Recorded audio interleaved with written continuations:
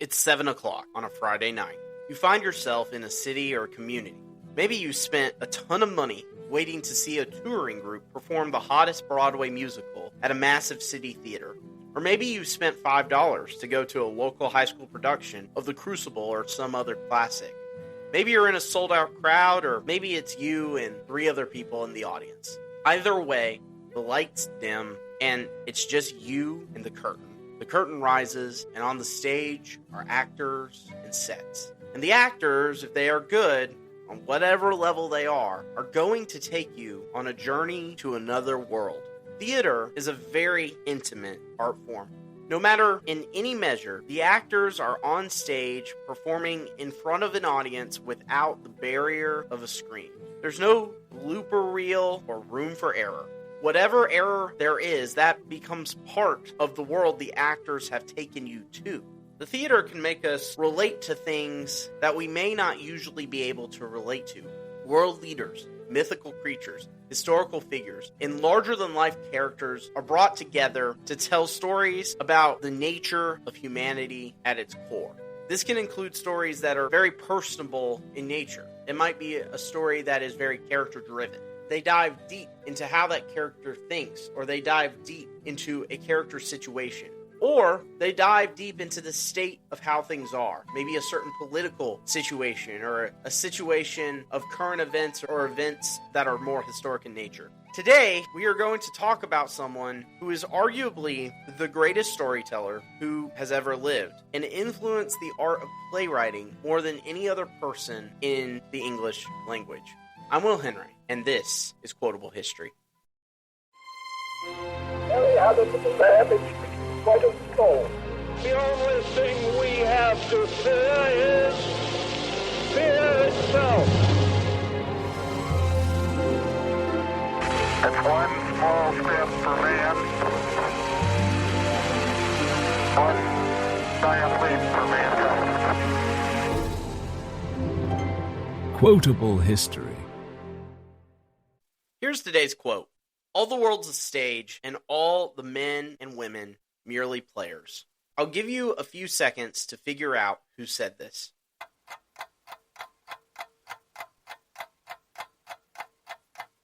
If you guessed William Shakespeare, you'd be correct. This was actually said in one of his plays, As You Like It, which was most likely written and performed between 1598 and 1600.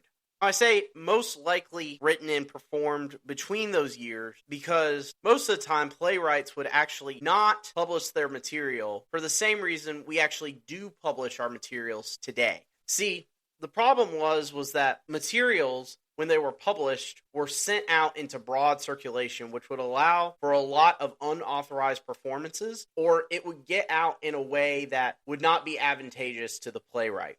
So oftentimes, playwrights would not publish their work until after their death, or they would only publish part of it. When speaking about William Shakespeare, there has probably been no writer as influential on the English language than him.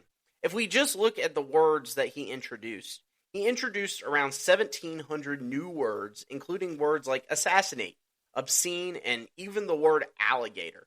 His legacy and influence on literature is something everyone from a C-level high school freshman to the most acclaimed English professor has some sense of. Many of us sat through a high school English class where we had to read Hamlet or Romeo and Juliet or some other play of his because of how essential he is and was to the English language.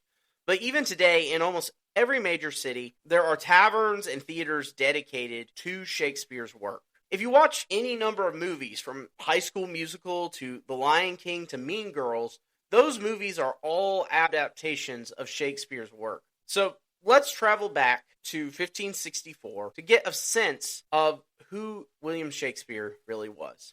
It's late April in a small English town called Stratford-upon-Avon. The streets are muddy and narrow. The smell of disease lingers in the air. The population is maybe 2,000, living in timber-framed houses with thatched roofs and tiny windows. England's queen, Elizabeth I, is only a few years into her reign, having restored Protestantism after her sister, Mary, dominated the land with Catholic rule. She will loom large over Shakespeare's life, though whether they met remains a mystery. It's in this context that Shakespeare was born. On April 26, 1564, baby William Shakespeare was baptized. Historians believe he was born just a few days earlier, likely on April 23rd. His father was a local official and accomplished glove maker of some note. He likely would have sent his son to the local grammar school, though whether he got any further education is unknown. Now, unlike recent episodes like last week's Elvis or the FDR episode where we have a ton of records, which if you haven't listened to those, I really encourage you to, but we have a ton of records regarding not only their birth, not only where they went to school, but we also knew kind of how they thought and their personality. However, due to the times and the fact that many records from around 500 years ago were destroyed, we really don't have as much insight into his life. Shakespeare didn't go on to university, but he did marry Anne Hathaway, and no, not the famous actress. He was 18 at the time, and she was already 3 months pregnant. And I don't know this for sure, but I want to bet there was some kind of shotgun involved. There's some evidence that Shakespeare's marriage wasn't exactly full of love, and much of the speculation comes from the famous clause in his will where he actually left Anne the second best bed. Now, for a long time, this was seen as a slight, but more recently, historians have pointed out that the second best bed was likely the marital bed, and this may have even been a sign of affection, since the best bed was typically reserved for guests. They did have 3 kids together, though one of them died at the age of 11 due to disease. What's interesting is, during the next few years after the birth of the twins, we essentially have no record of what he did during that time. These are commonly known as the lost years. But what I think was happening was he was developing his ambition. He was setting himself up for his next act. He was in the casting process for the next role of his life. By 1592, he appeared in the records of the London theater scene, and his reputation had, by this point, already been somewhat established. The theater was seen as sort of an indecent pleasure in London, and London was a little bit more puritanical than other places. However, if there is something considered impure out there, you just know that there is a whole cadre of rich and powerful people who will be financially all in on it. And that was really the case with the theater community. Many nobles of that time were fans of the theater. And this probably went all the way up to the monarch herself and later the monarch himself when King James would come onto the scene. The theater of Shakespeare's day was different than how theater is today. There's a movie from the 90s called Shakespeare in Love, and it's wildly inaccurate. Honestly, the story's pretty bad. I honestly don't recommend it in any way. But there are some scenes in the theater during that time, and that's a somewhat accurate representation of how the theater scene was. If you know that movie, it's true. Women were forbidden from acting in the theater, and the roles that required women were given to young boys. The theaters were often crowded. People stood instead of sitting in many venues, and plays often occurred largely in the afternoon. Many venues catered to the working man, while others catered to higher classes. So you had different classes of theaters, almost like everything else during that time. However, the season also determined where actors would perform. So there were a lot of times where actors would tour around Britain during the plague season in order to avoid getting the plague and theater closures, which were a real concern in the theater business during that time. In 1593 and 1594, he published his earliest known works, Venus and Adonis, and The Rape of Lucrece. Shakespeare went on to join the Lord Chamberlain's Men, a company of actors that later became known as the King's Men when James took the throne. He remained with that group for the rest of that career. He would become the company's primary dramatist, or primary playwright. He generally wrote 2 plays a year for them. Plays like The Tempest, Hamlet, Romeo and Juliet, King Lear, Macbeth, Othello, Julius Caesar, and all of his other plays largely came during that time with this group. This group even built the Globe Theater in order to stage his plays.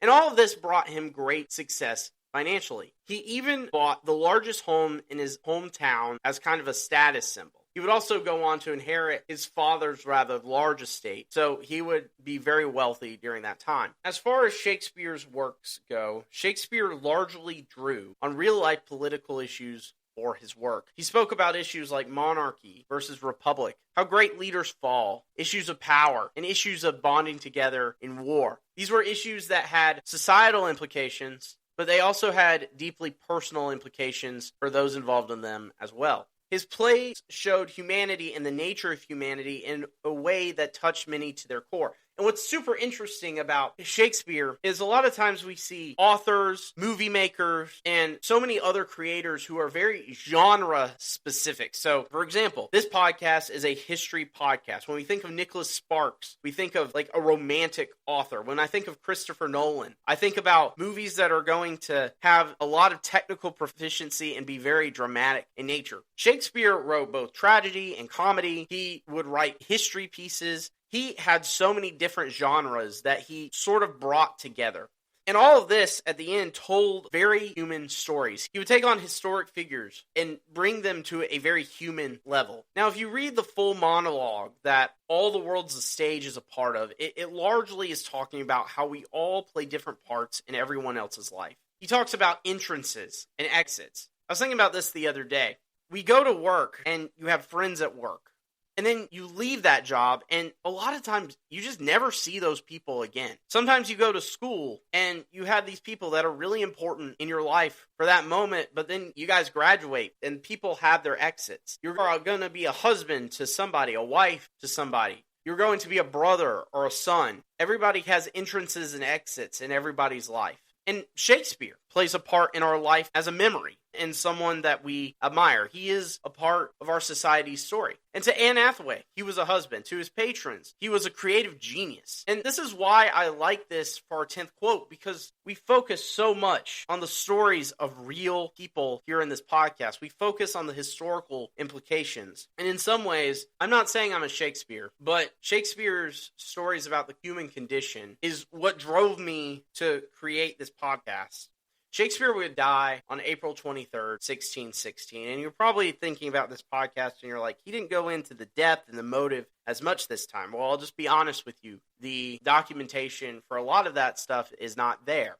But everyone we have quoted has a story, and that's the story we love to tell here. Their lives and their stories we can learn from and admire, or learn from and really caution against. I'm Will Henry, and thank you for listening. Thank you for listening to this week's episode of Quotable History. If you liked today's episode, please share it with a friend and make sure to subscribe and please leave a review. For whoever leaves a review on this podcast, I will do a raffle and you will get to choose one quote that we will analyze here on Quotable History. So please leave a review. That would help us out a lot. Make sure to follow us on our socials. All the links are in the description below. I want to thank my wife, Rachel, for, again, her editing and also just her love and support throughout this entire process. We hope that you enjoyed this week's episode of Quotable History. And until next time, have a great week.